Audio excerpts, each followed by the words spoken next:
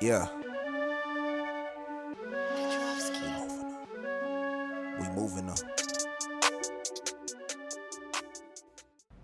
What's up, everybody? Kamish back here, welcoming you into week 9. We're officially now past the halfway point of the season. 8 weeks in the book, 6 weeks to go before playoffs begin.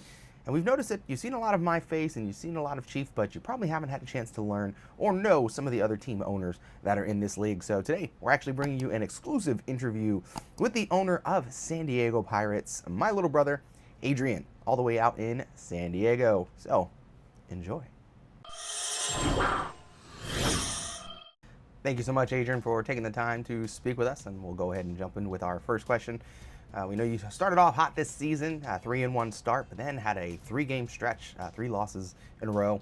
Able to claw one back last week to bring you back to 500, just past the halfway part of the season. How are you feeling about that? All right. Yeah. So it's no secret that I did have a hot start. Lost week 1, and 2, 3, 4.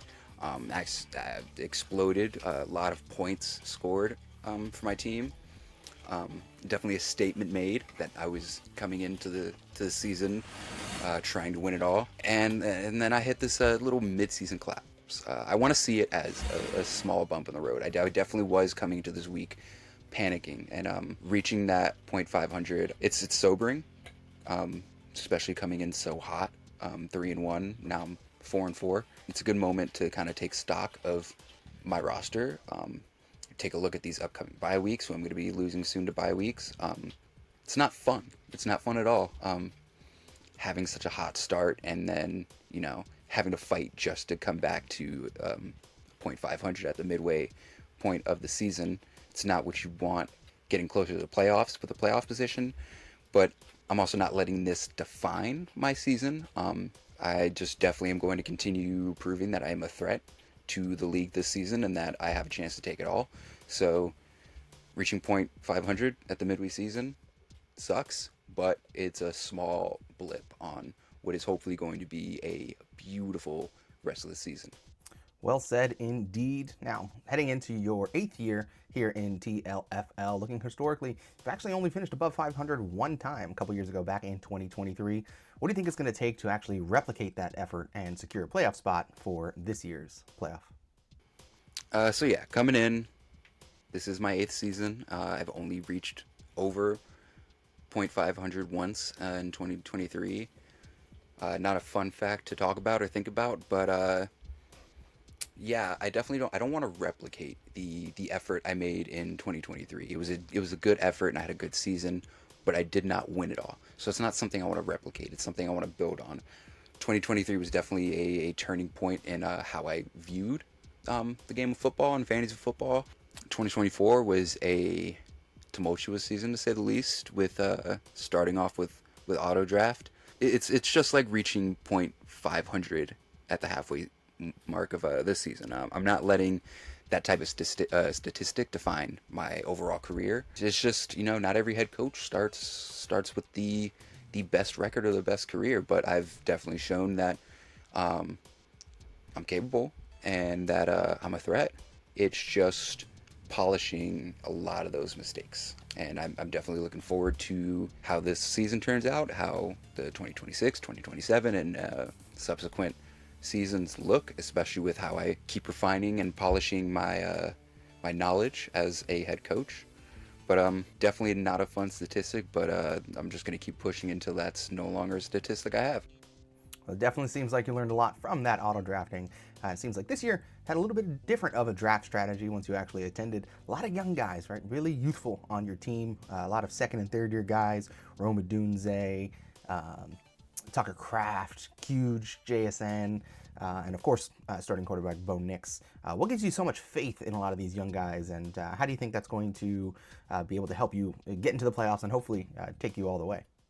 Yeah, looking at some of the younger talent I've had, it's definitely a trend I started sort of last season with auto drafting Malik Neighbors, but yeah, there's a lot of young talent coming into the NFL, and a problem I had was really trusting established star power versus upcoming star power. Like look at Rome Odunze, like he's blossoming as a wide receiver.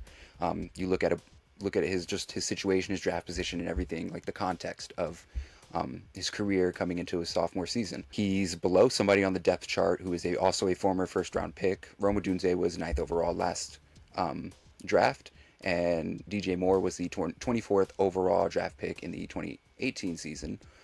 But DJ Moore is also 28, and he's also entering that stage of his career where he's out of his prime, and he's not the same DJ Moore that was reliable in Carolina, or the same DJ Moore that came in and was reliable for Chicago. You look on the other side, below Rome Odunze, you have a new rookie coming in who's a second-round draft pick, and Luther Burden is very talented. But as the future of receivers in Chicago, it's definitely going to be Rome Odunze. It's definitely going to be Luther Burden. It's definitely going to be Colson Loveland. That's just something you have to notice. If you look at somebody like Bo Nix is coming into his sophomore season as well. He had a very good rookie season, and it was definitely something to look at with his last season. You always have to ask yourself, is this guy going to come in? Is he going to have a good or bad sophomore season? We saw Jaden Daniels. He had a very good rookie season, but now he's kind of having that sophomore slump, and he's suffering from injuries as well. So there is that question with Bo Nix, but you also have to look at what's happening with the Broncos.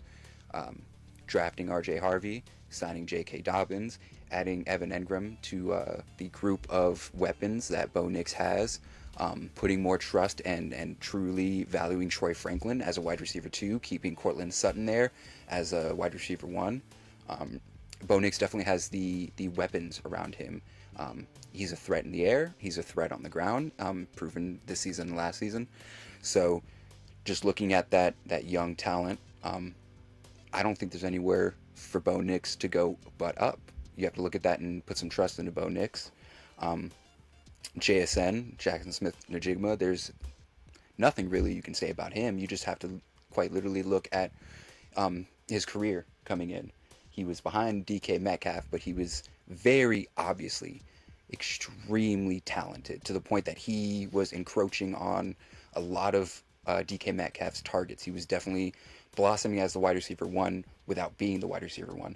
So now without DK Metcalf, he just has a clear path to being undoubtedly the top guy in Seattle. They brought in Cooper Kupp, he's a Triple Crown receiver. He's a great receiver, and I think that just adds to what JSN can do, because Cooper Kupp isn't being brought in, very clearly and obviously, he's not being brought in to be that same Cooper Kupp who was the Super Bowl MVP and Triple Crown receiver. He's definitely very much there to contribute based off the talent he has, but also to kind of act as that mentor to a very, very extremely talented wide receiver in JSN. And he was already proving that he can produce with bad quarterbacks, or subpar quarterbacks, if you want to give some credit to Geno Smith. So looking at his situation, there's no way you don't want to have somebody like JSN on your team. And grabbing him 40th in the draft, early in the 4th round, was a very, very lucky move, and a very much a mistake on the rest of the league's part. Great. Finally, this week's matchup looks like you're going against reigning champion Larry, top dog from last season. How do you feel going into that matchup, and what do you think it's going to take to get the victory this week? Taking on reigning champ, definitely cautious, and definitely not going to overlook or underestimate Larry coming into this matchup. We're very much moving past Biomageddon, so I'm not going to luck out on him missing any of his star players. I don't think. But I'm just going to approach this game the same way I've approached every game. I'm going to lock myself in the lab, just look at everything going on with players, how their seasons have gone, take stock of, changing depth charts, injuries, who's available on the waiver wire, who's slipping, who's stepping up. Obviously, like every other owner, banking on some luck to kind of help propel me past that little bit that my talent can get me on my roster. But I also have full faith in that roster that I have. So coming into this week, it's just business as usual. Win or lose, keep it pushing. Playoffs is the goal, but not overlooking this opponent. And I'm not seeing this as an easy win at all. definitely capable of getting the win, but at the very least, it's going to be a fight for a win. So it's a matchup I'm very much excited for and looking forward to. Coach, thank you for your time. Yeah. Thank you for your time. Thank you for having me. And to you and the rest of the league, fuck you. Thank you.